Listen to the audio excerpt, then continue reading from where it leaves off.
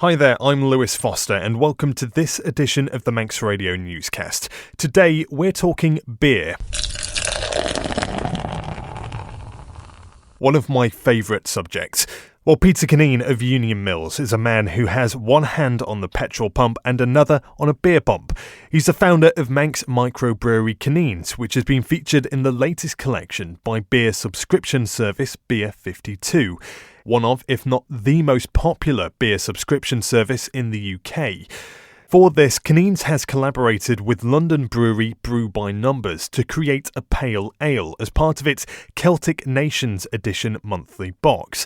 An accompanying write-up in Ferment Magazine looks at the various breweries and unique beer on offer here on the Isle of Man, such as Bushy's, Okell's, Odin, Noa Bakehouse, Radical Brewing and Kerroo Brewing Company, to name but a few. Well, I went down to Peter's workshop to find out how Kaneen started and came to be involved in Beer 52. Yeah, probably a lot of guys my age remember the plastic buckets and the beer kits from Woolworths, So yeah, I was one of that brigade, back in the day, And then about sort of 7 or 8 years ago, my brother-in-law, Patrick Jerry, he decided to have a go at doing all grain brews, which is really going into it quite deep. So he got a couple of bags of grain from one of the other breweries, on the Isle of Man, and we had a play with making all grain brews, and we thought the beer was so good, that I thought, wow,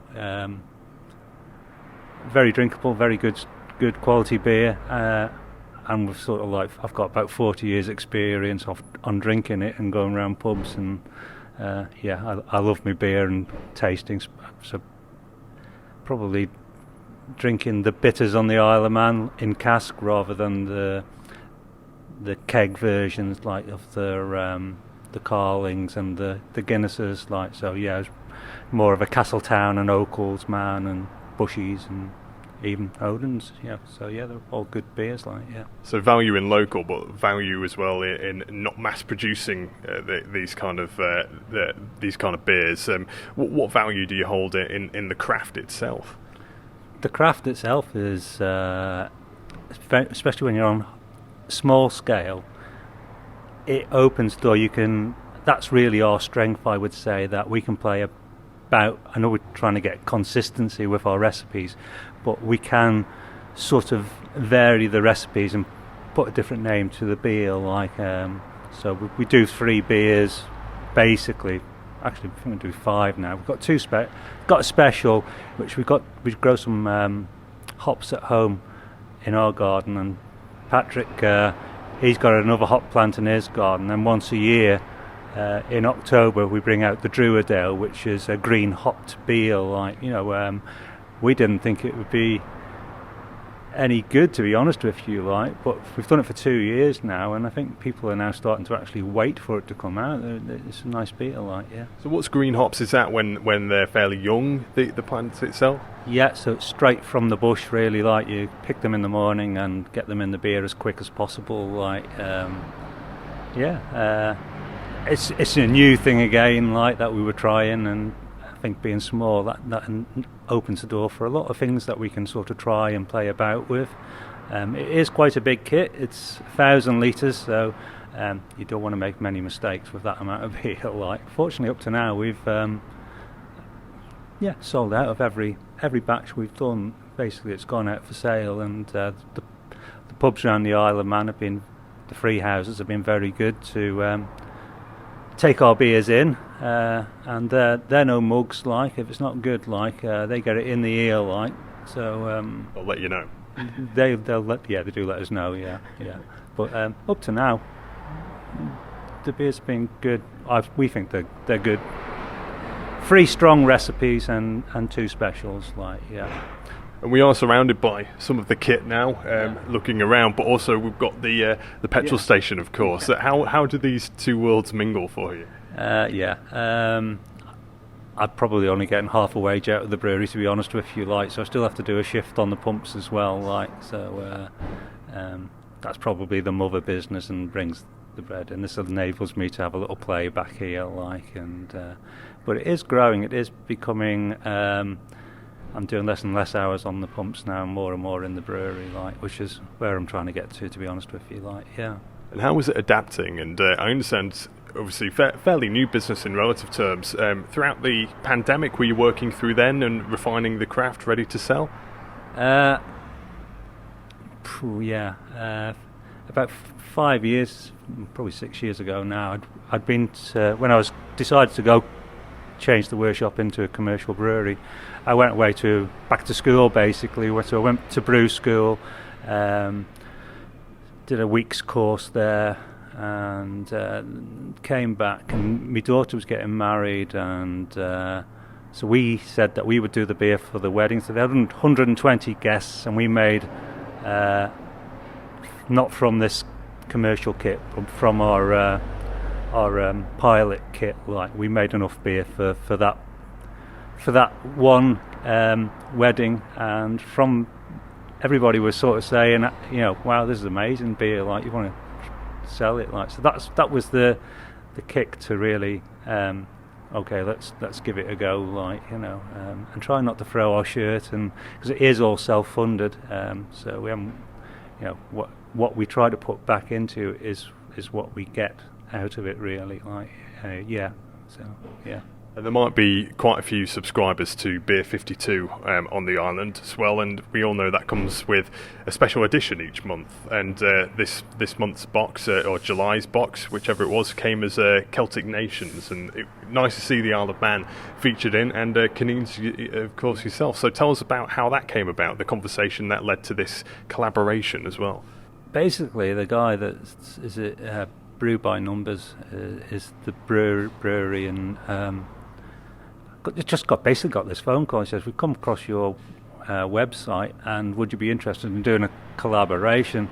To be absolutely honest with you, I thought it was a scam at first, someone just sort of playing with us, so I sort of thought, okay, he says it's going to cost me nothing, so I said, yeah, let's do it, sort of thing. And then I got in touch with the head brewer from a London big brewery, and when he started saying the amounts of our recipe they were going to make, I think in that batch it'll be getting close to as much beer as we will make in a year, so that got me thinking, God, this must be quite a big outfit, with all their mail orders and that.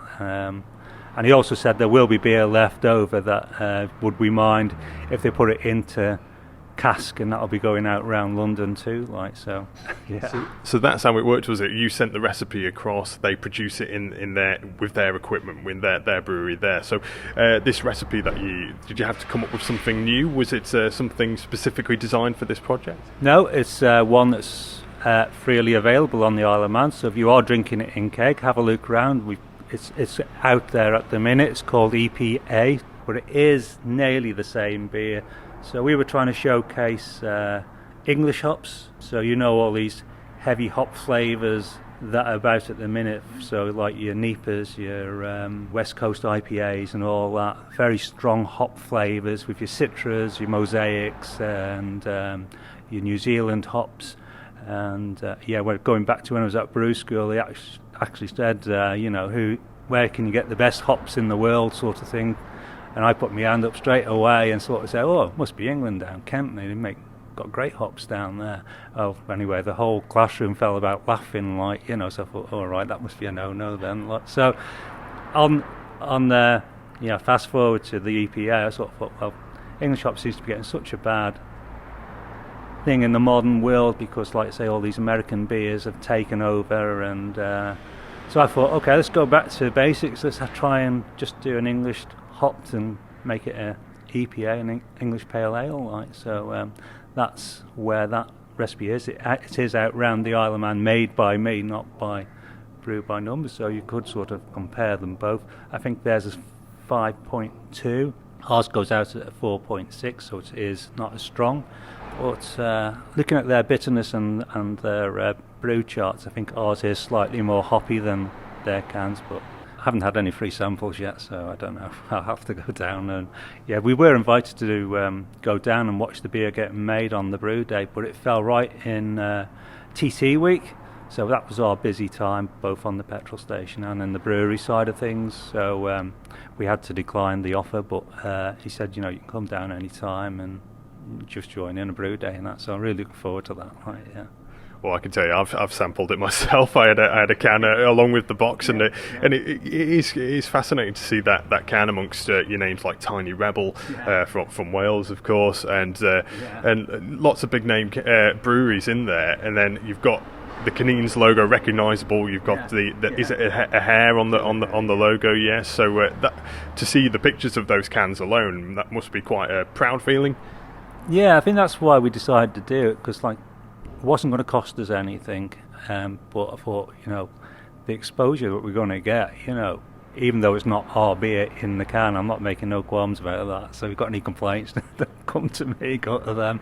And there's a write-up, of course, in Ferment Magazine, which comes with the boxes each month, and flicking through, obviously quite detail about Kaneen's, and as well about all the breweries on the island. So quite a good spotlight. What is the sort of microbrewery scene on the island? Is it lifting up? It's described as being in quite a positive state at the moment. Would you agree with that?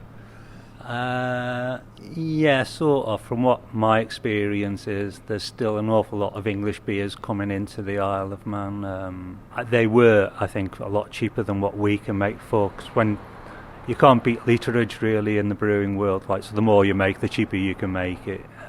Even in cask, there's definitely enough beer being made on the Isle of Man to support all the casks pumps on the Isle of Man. There's I think Rob Story from Odin's.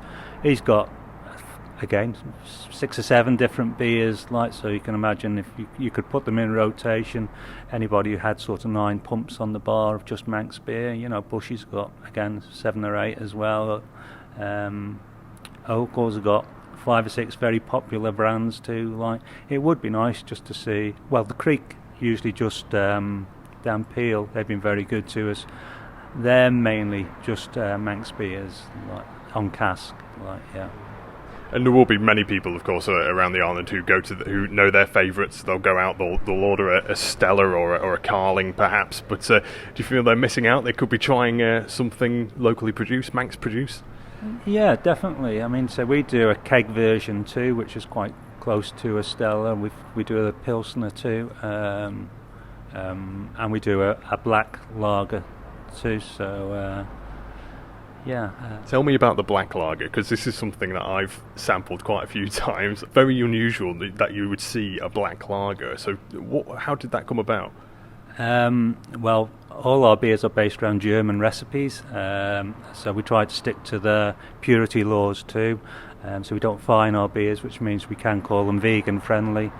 And the black lager is my own recipe, so there's a place in Germany called Bamberg, and they do a smoked beer called Schlechtner, and it's probably up there and one of the best beers in the world. People travel from all over the world to go and taste this smoked beer, and when you taste it, it tastes of smoked ham. And it sort of blows your mind a bit for the first half pint, but if you get through the first half pint, you're in for the run. Then, you really start to enjoy that smoky taste. So we came back and decided that some of the black lagers, they're the big everybody. There's quite a lot of black lagers in Eastern Europe and that, so we thought, well, rather than what everybody else tries to do is produce a Guinness, we thought, well, let's not try to produce a Guinness, let's try to produce a good black beer, and it's only really called a lager because the yeast you use. So you have a top fermenting yeast and bottom fermenting yeasts. The bottoms are the lagers and the tops are the ales, so that's what defines it from a stout or a porter. Yes, so a lot of the recipe is probably the same as a stout. To be honest with you, I think we've lost some sales because we call it a lager, so we've had to sort of maybe just go back and call it a black beer now. So we took the lager word out of its sales thing. But Black Dog Pizza has it in that format, in keg format, and it's very good. there's a big difference between keg beer and cask beer. So one of our beers, the Keshel and the Lunaire, they are actually the same beer, but one's put into keg and then one goes into cask, and it's so different. They could be two totally different beers that been flooded with carbon dioxide, and you'll probably find that of the EPA, because the EPA is mostly out there on cask. That'll be nothing like what you're tasting in your tin as well, like, so a tin beer is nothing like a cask beer either, like, so yeah. So tell us what's in store for the future of Kaneen's. It says in Ferment that you're looking at broadening the horizons somewhat. What would you like to do next? Yeah, we're going to do a bit of a revamp in here.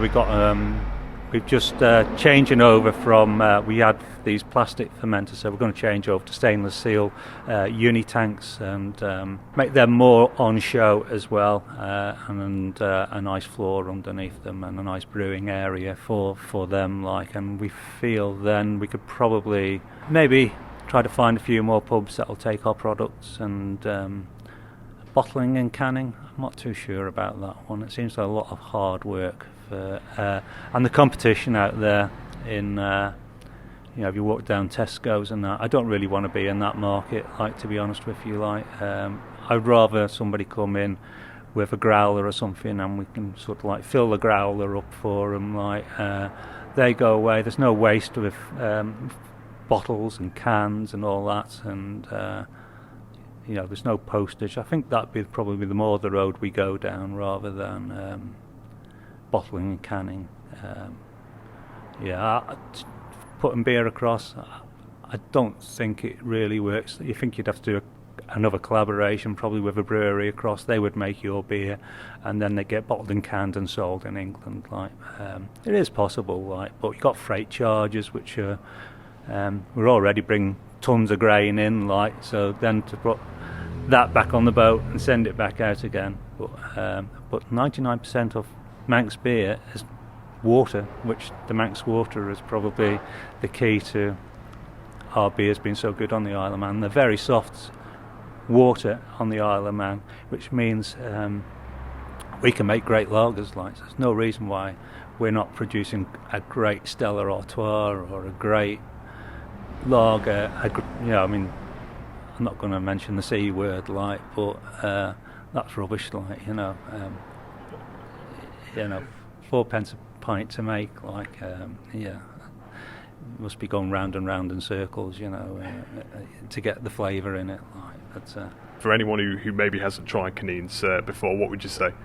Yeah, go out round the pubs, keep asking for it. If you keep asking for it, that pub will then come to me and say, we'd like to try your beer, and do we need any more pubs? We've got quite a few.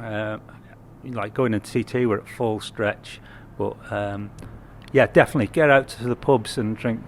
Keep the pubs going on the Isle of Man. The pubs need everybody to go out and drink good Manx beer, like, and that'll keep everybody happy, like.